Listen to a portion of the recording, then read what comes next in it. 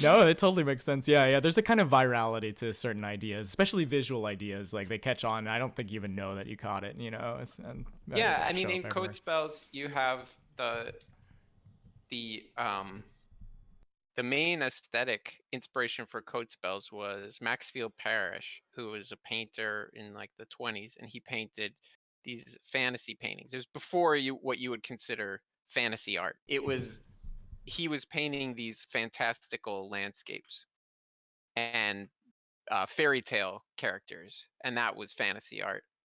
Um, and the lighting in them is amazing, and the landscapes are incredible, and that to me was like an inspiration.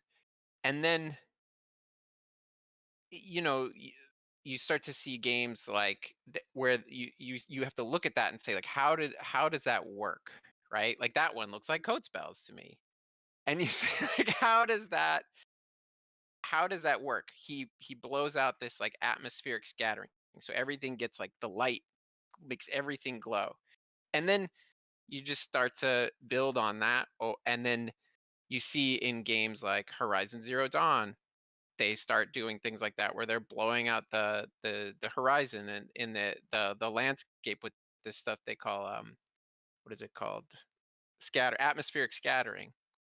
And um once the lighting started in video games started to catch up with this sort of idea, you could see everybody start to put it in the games. It's not like we made it up or we did, it's just the technology started catching up with something like Maxfield Parrish. And so I think like part of that is viral too, is the technology changes. And so then you start to see these visual trends happen in games.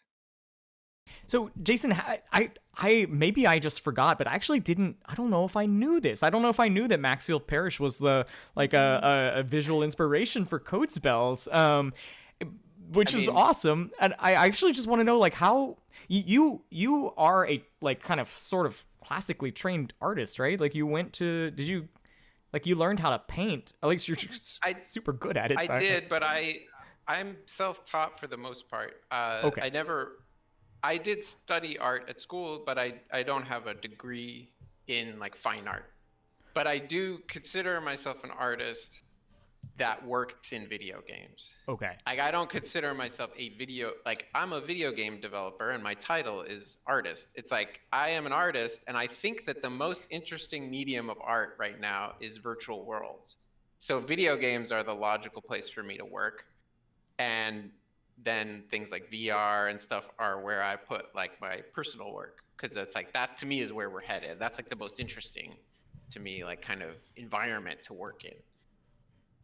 So yeah, I mean, uh, Maxfield Parrish. We had a Maxfield Parrish print in my house when I was a kid, and I stare at Okay. it. Okay. Cool. Cool. Cool. Cool. So you, all right. Yeah, and So I you, think that's where that inspiration came from, right? how Like it was just nifty. something I when I was little, I was like, wow, look at that sunset in that painting.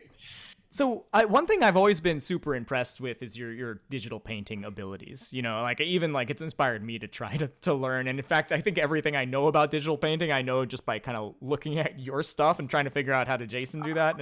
And you once did you were kind enough to do like a Bob Ross sort of like tutorial sort of thing with me, which was actually super useful. But how did you learn to paint? Um, so when I was a kid, I took art classes. I'm from a really small town in Pennsylvania. It's a coal mining town. It's not the most there's not a lot of art to be had there. Not a town where there's a lot of resources if you want to be an artist. And so there was this one little building called the Art League. And when I was really little, my parents would send me to the Art League, and I'd walk down the street with my friend, and I did classes, and I was pretty bad at them, but um, it had a lot to. That's where I learned. Oh, I see somebody in the chat. Hazleton, Pennsylvania is where I'm from. Um, but yeah, I learned some things about painting there, but I didn't learn how to digitally paint until I think my parents were the ones who facilitated it, and they got me a uh, very primitive version of a Wacom tablet that was made by Lockheed Martin, and it was like giant and really awkward. But like, I have no idea what my parents spent on it. It was like the nicest present maybe I've ever got in my life, and it was on this really, Windows 93, really slow stuff. But uh, they, I think my parents were smart enough to know that I really liked art, but that if it didn't have something cool about it, I was probably not, I would get bored of it. And so digital art was like endless because you just erase and start over, or just undo and start over. And like it was just doing things over and over again, just like practicing, I guess, but also just exploring and messing around with the tools and stuff.